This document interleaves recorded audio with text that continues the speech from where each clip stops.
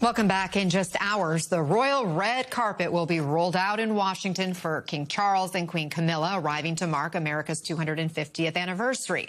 This visit, which had been announced back in March, now unfolding under a very different security lens after the shooting at the White House Correspondents' Dinner on Saturday, which is raising new concerns about security at high-profile events in the nation's capital.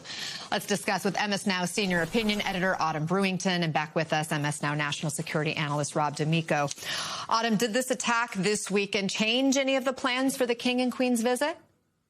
So Buckingham Palace and the White House were looking very carefully after Saturday's incident at plans yesterday to see sort of where's the exposure, where are there potential risks. They did not remove any of the public events from the schedule, but they did look at things to see whether there were any concerns or things they wanted to tighten up. So, Rob, with the King arriving under this new cloud, if you were back at the FBI and in the security apparatus, how much did Saturday's breach potentially force security teams to adjust their approach, particularly when it comes to securing protection for a royal? Yeah, I think they're going to relook at it. As, Bobby said last time, reset's a good word. Anytime you have something like that, I remember when I was in the Marines, we had a Vietnam general tell us about, combat, and all he said was complacency kills. And he let us think about that. And when you get complacent, things happen. And a lot of times when you do things over and over and you have the same thing happen, nothing, you get complacent. So I think this event in itself, everyone doing security is going to have all these things on their mind when they're doing it, when they're setting up a checkpoint to come in. Hopefully they're going to look at it and say, wait a second, that guy ran through ours. What can we do to slow that down, give us more time and space to indicate someone has ill intent? How about IDs? Maybe we put some undercover people in the hotel with them that are just walking around observing people and what they're doing, and do they have a bag that may look suspicious? The Secret Service has people at those tables in that dinner doing the same thing. Well, they probably should have had that at the hotel a day or two before, maybe not full security, but people, when you do random things, that's what gets in the way. Anytime crime you look at is a random patrol, a random no sense of when it's going to happen, really deflects someone's ability to get around and do things. So hopefully that's going to be the intent with these people doing security for the King.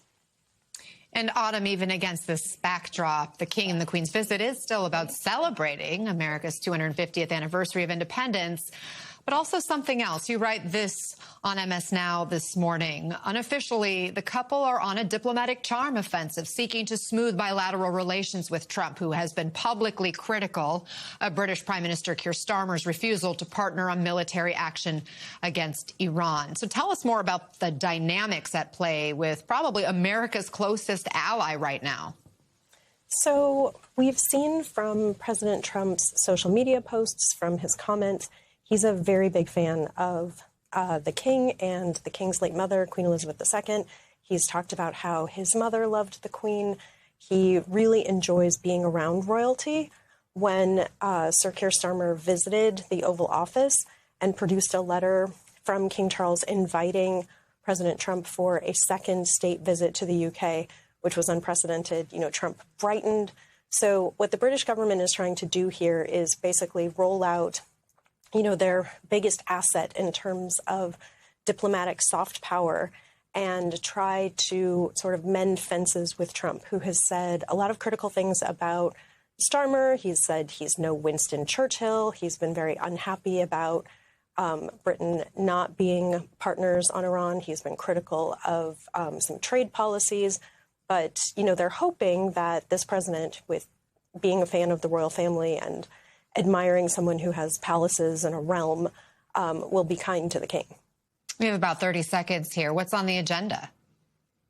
Oh, the agenda is vast. They're going to do a military review, which I think Trump was really impressed looking at troops, like inspecting the troops at Windsor Castle. So he's going to have a troop inspection. They'll also be checking out the expanded White House beehive. Charles is going to address a joint session of Congress, which is only the second time the British monarch has done so. His mother did it in 1991. They will go to lay a wreath at the 9/11 memorial. They're going to visit a national park, and also I think there's a horse racing event, and there will be a tea at the British Embassy. A lot to come in the days ahead. And the state dinner, of course. Autumn Brewington, Rob D'Amico, thank you so much.